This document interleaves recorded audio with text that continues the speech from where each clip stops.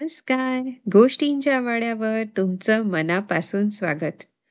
मुलांनो, ही गोष्ट ऐकायला जितकी मजेदार आहे ना, तितकीच याची चित्र पण खूपच सुंदर आहेत. पाहायला विसरू नका.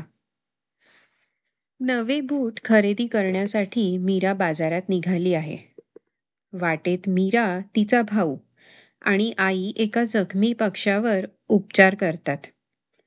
डोंगराळ भागातला भोवताल, तिथली दृश्य आणि तिथल्या जगण्यात मिसळून गेलेले विविध स्वर आणि त्यांची हळुवार लय, हे सारं या कथेत जिवंत झालं आहे. चला तर ऐकूया पुढची गोष्ट.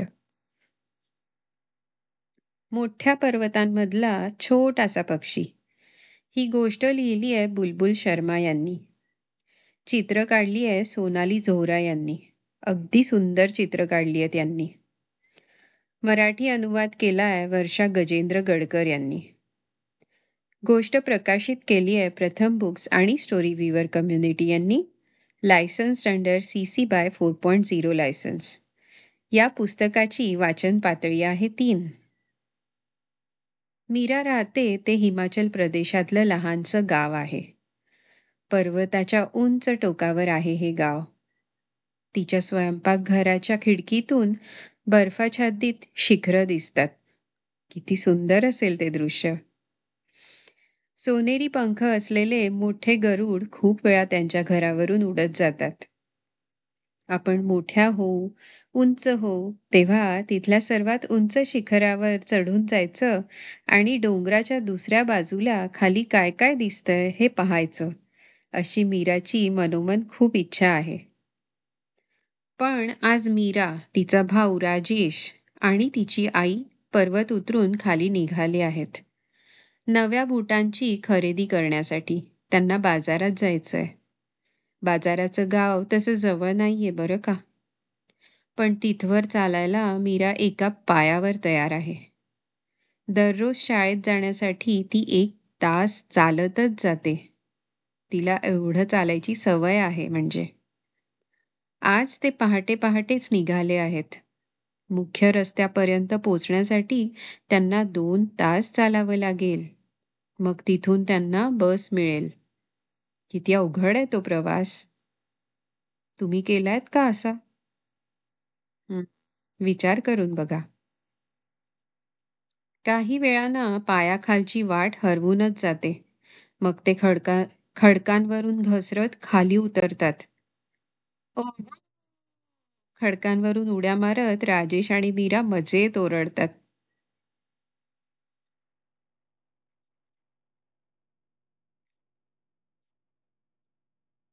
त्यांच्या पायाखालच्या वाळलेल्या पानांचा आणि काटक्यांचा चटचट कोट असा आवाज येतोय. जवळच्या झुडपातून तांबट पक्षी ओरडतोय. पाईन वृक्षांवरून बसलेली सोनेरी केसांच्या काळतोंड्या वानरांची टोळी त्यांना शांतपणे न्याहाळते आहे. किती सुंदर चित्र काढली आहेत बघा.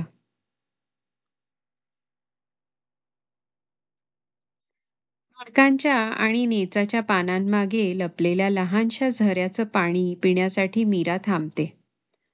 तेवढ्यात तिला एक छोटासा पक्षी दिसतो. नेच्याच्या झुडपात तो निपचित पडलेला आहे. बिचारा, याच्या पंखाला जखम झालीये वाटतं, आई म्हणते. ती हळूच त्या पक्ष्याला उचलते. आपण आपल्यासोबत नेऊया का याला? मीरा विचारते. हा आहे ठिपकेवाला फिंगा पक्षी. आपल्या चिमुकल्या डोळ्यांनी पक्षी त्या तिघांकडे बघतोय. तो भेदरून गेलाय. काळजी करू नको हं, मीरा हळुवारपणे त्याला सांगते. आधी मला त्याचा पंख बरा करायला हवा, आई म्हणते.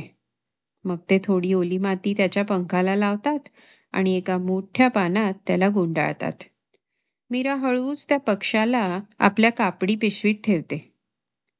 मुख्य रस्त्यावर बस नुकतीच आली आहे. बसमध्ये बसल्यावर मीराला आपल्या पिशवीत पक्ष्याची हालचाल जाणवते. त्याला बहुधा भूक लागली असणार, आई म्हणते. मला सुद्धा लागली आहे, राजेश म्हणतो. मग ते थोडे फुटाणे खातात. मीरा 2-3 फुटाणे कुस्करून पक्ष्याला देते.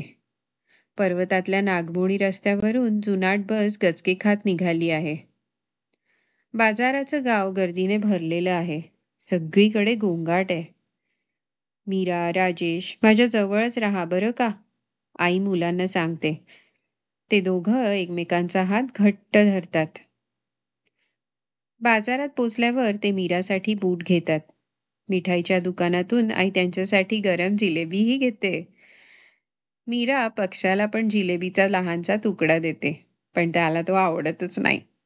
त्याऐवजी तो कापडी पिशवीत चोच खुपसायचा प्रयत्न करतोय. आता परतीची बस पकडायची वेळ झाली आहे. बस डाव्या उजव्या बाजूला हेलकावे खात असताना पिशवीतला छोटा पक्षी हळूच आवाज करत असल्याचं मीराला ऐकू येतंय. आता आता आपण लवकरच झऱ्याजवळ पोचू बरं का, मीरा हळूच पक्ष्याला सांगते. झऱ्यापाशी पोचल्यावर ती त्याला पिशवीतून बाहेर सोडते. तो थोडासा उड्या मारतो, पाणी पितो आणि मग मीराच्या पायांवर बसतो. त्यालाही तिचे नवे बूट आवडलेत वाटतं. ते घरी पोचेपर्यंत अंधारून आलं आहे. मीरा पक्ष्यासाठी गवताचा मऊ बिछाना बनवते. आपल्या या नव्या गादीवर पक्षी झोपून जातो. मीरा आणि पक्ष्याची छान गट्टी जमते. ती त्याला भात आणि हरभरा डाळ खायला देते. आठवडाभरानं अचानक पक्षी उडून जातो. आता जेव्हा जेव्हा मीरा डोंगर उतरून जायला निघते, तेव्हा तेव्हा ती लांब शेपटी असलेल्या काळ्या पांढऱ्या रंगाच्या पक्ष्याला बघते. तो पक्षी तिच्याकडे पाहून मान हलवतो आणि बारीकसा आवाज काढतो. हा तोच पक्षी असेल असं तुम्हाला वाटतंय का? मला तर वाटतंय. तुमचं उत्तर नक्की कळवा. तोपर्यंत बाय बाय.